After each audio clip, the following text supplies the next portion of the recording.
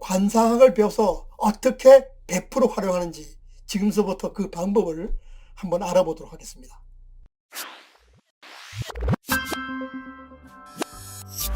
안녕하세요. 고전의 한수 엄태범TV입니다. 오늘 고전의 한수는요, 관상 이렇게 활용하라, 이런 주제를 가지고 한번 말씀을 드려보도록 하겠습니다.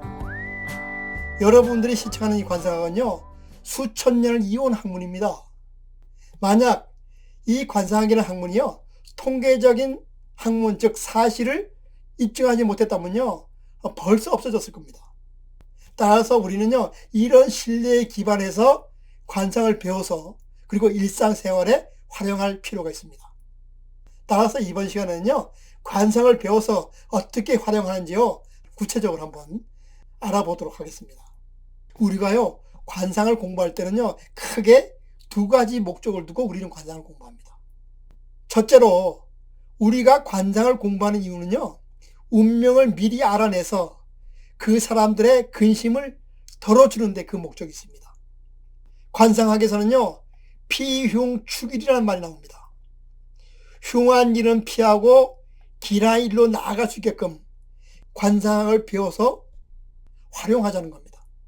둘째로는요, 지인택술이라 해서요, 그 사람이 어떤 사람인지 잘 알아보고 기억해서 써야 된다는 말입니다.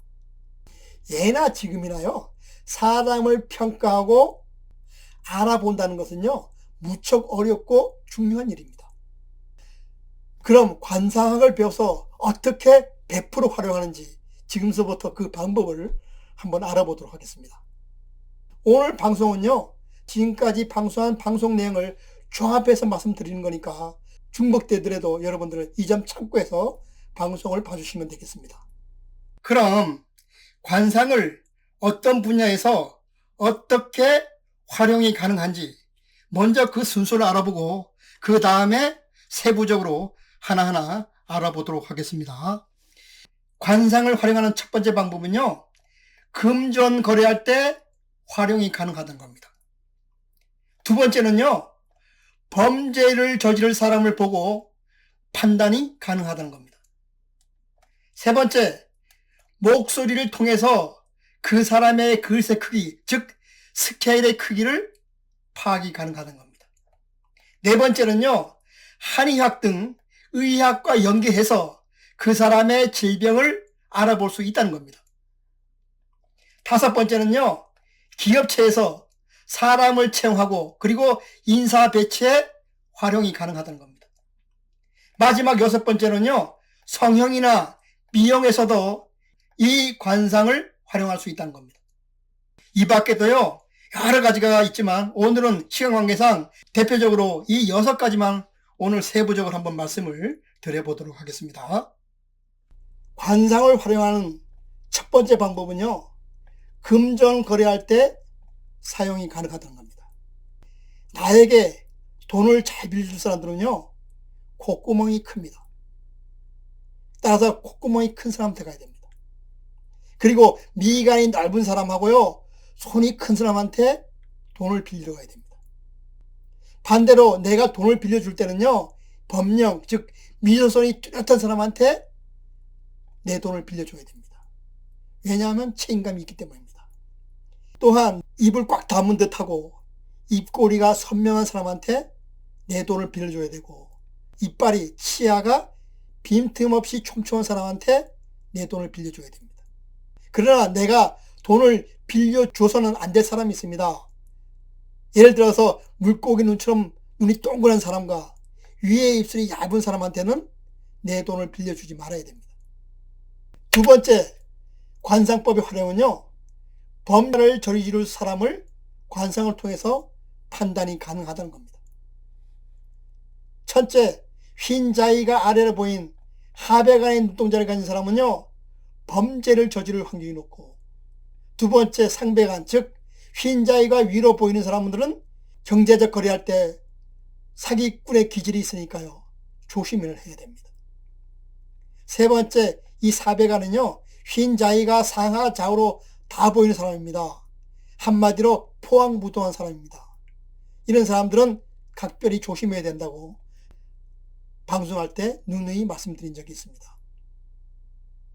세 번째는요, 목소리로 그 사람의 그릇, 즉 도량을 파악할 수 있다는 겁니다.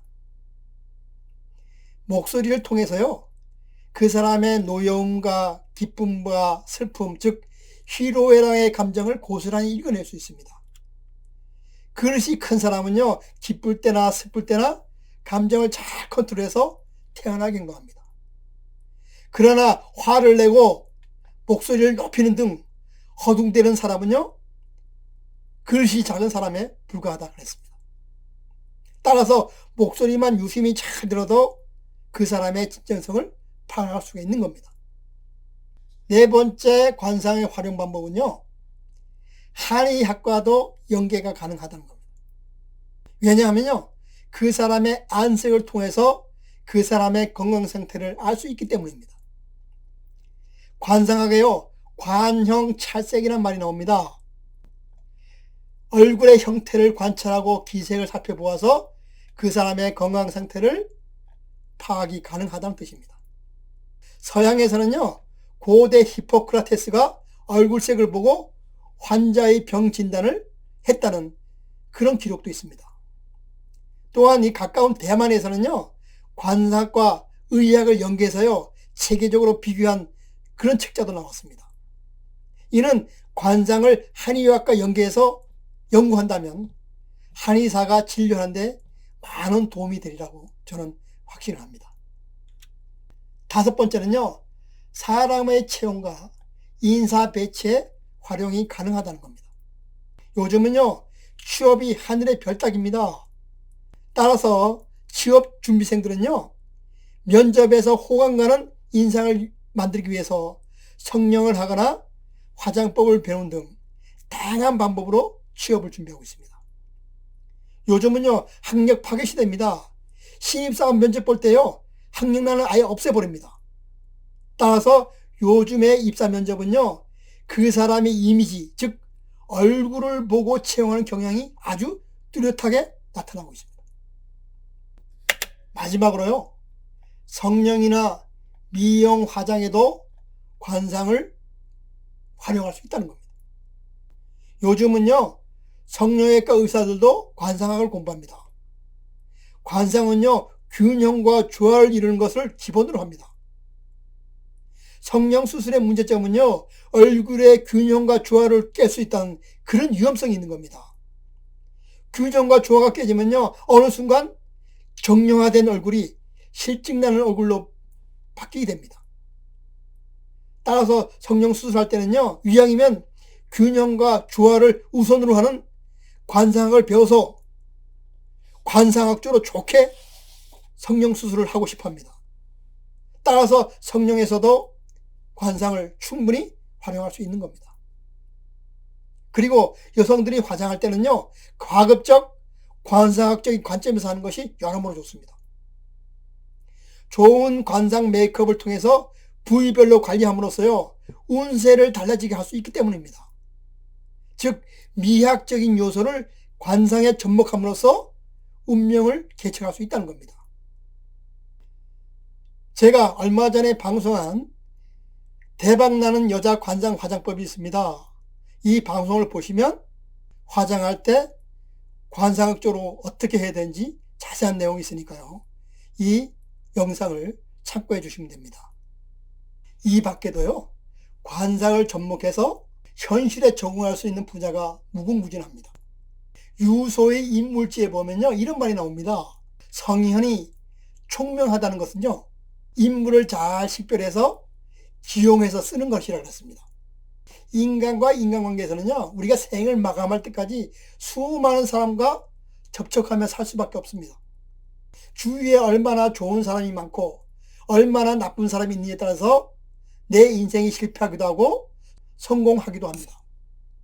따라서 우리는요, 관상을 배워서 사람을 식별할 수 있는 안목을 키우고 이것을 적절히 활용하면서 이 험난한 세상을 살아가야 됩니다. 그러면 아무리 어렵고 힘든 팍팍한 이 세상살이라도요, 좀 더 안정적이고 편하게 이 세상을 살아갈 수 있습니다.